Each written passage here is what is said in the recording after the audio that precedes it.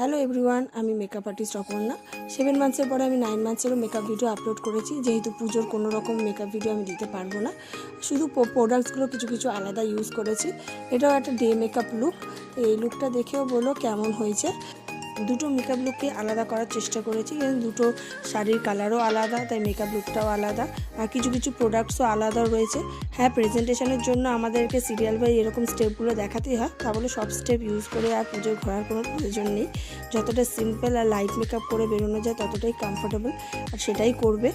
আর এই makeup video দেখে যার যেমন লেগেছে আমাকে কমেন্ট বক্সে অবশ্যই জানাবে, আমার খুব ভালো লাগবে। ফুল লুকটা অলরেডি শেষে দেওয়া রয়েছে।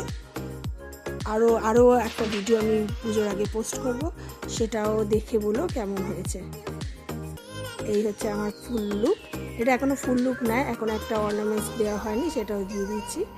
এবার বলো তো দুটো লুকসের মধ্যে কোনটা বেশি